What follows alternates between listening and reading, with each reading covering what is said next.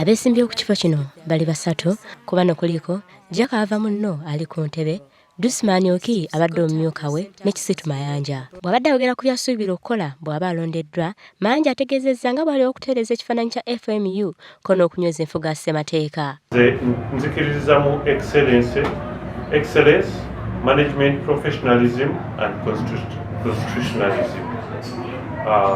Ebintu ebyo okugondera constitution n'okugenda ne constitution yaffe nga bwegamba, obukulembeze obulungi, nzikiriza mu financial sustainability and accountability.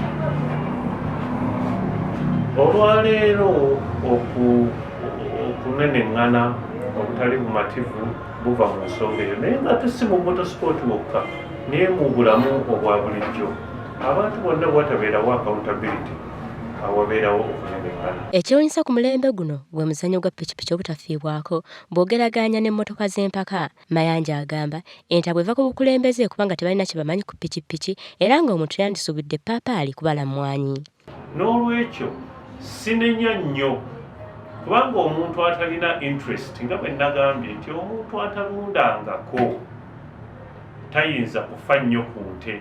Oli bw'abeera nti background ye yakulima birime era afa nnyo ku birime, ku mmwanyi, ku nnyaanya, ente ayinza obutazifaako nnyo naye ng'azaagala naye nga tazifuddeeko nnyo.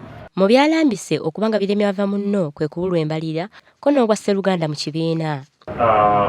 Lwaki ngamba bwe nti okuva Federation FMU lwe yatandika mu 2000 tetufunanga mass resignation ey'aba key officials nga ku mulembe guno. Tufunye deputy vice president resigning, treasurer resigning, those are key officials. Chairman wa sporting commission resigning. Mu nsonga eyo yonna nze ntunula ndowooza nti teamwork teriiwo, n'olwekyo weetaaga team leader okusobola okutereeza ensonga eyo.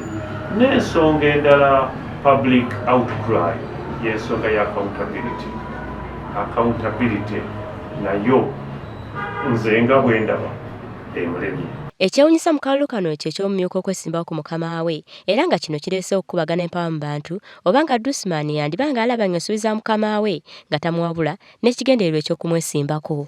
Olina commissions ne committees endala, the constitutional structures, ndowooza nti zonna bw'ozempawalinga ne zikola emirimu gyazo mu butuufu bwazo, sirabawo ngeri omuntu oba vayisiwo gy'akolerera okukusuula, kubanga ne bw'abanga alina ulterior motives ez'okukusuula, sisitimu yennyini emuprovinga wrong era n'abeera isolated. Guno si gwe mulundi gwa Kisitu ogusoose okwesimbawo. Mu mwaka gwa 2014 Kisitu yesimba kwava munno ko ne Arthur Blick kyokka n'awangulwa. Abakungu abali mu 20 beebyokulonda era nga buli kibiina ku bibiina 15 kyakuvaamu abalonzi 5, abalonzi 8 bakuva ku kakiiko akafuzi n'abalala 5 okuva mu Paalamenti ya FMU.